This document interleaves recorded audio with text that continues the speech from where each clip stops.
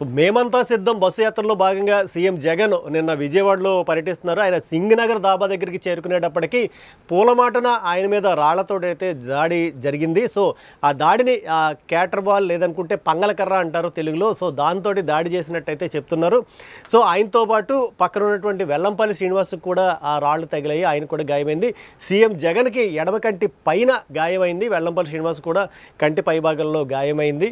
So వెంటనే అక్కడ ఉన్నటువంటి సిబ్బంది అలర్ట్ అయ్యి జగన్కి ప్రథమ చికిత్స అందించారు. అనంతరం ఆయన బస్సు యాత్రను మళ్ళీ తిరిగి కొనసాగించారు. దీని మీద వెల్లంపల్లి శ్రీనివాస్ మాట్లాడుతూ గతంలో విజయవాడలో కుట్ర చేసి చంద్రబాబు నాయుడు వంగవీటి మోహన్ రంగన్ అయితే హత్య చేయించారు. సో అలాగే ఈరోజు జగన్ గెలుస్తాడన్నటువంటి భయంతో ఈ యొక్క దాడి అయితే చేస్తున్నారు. సో మా విజయాన్ని మీరు ఆపలేరు అని చెప్పేసి ఆయన అయితే నిందారోపణలు చేశారు. అలాగే ప్రతిపక్షాలకు అయితే సవాల్ విసిరారు. సో దాడికి కారణమైనటువంటి ఆకతాయిలు ఎవరు, సో ఆ దాడికి ఏమి ఉపయోగించారు అనేటటువంటి చూసుకుంటే కనుక క్యాట్ బాల్ లేదా పంగలకర్ర అనేటటువంటి ఆయుధాన్ని అయితే ఉపయోగించారని అయితే చెప్తున్నారు. బట్ ఇంకా ఎవరు దాడి చేశారు అనేటటువంటిది నిఘా వర్గాలు తెలుసుకునే ప్రయత్నాలు అయితే ఉన్నాయి.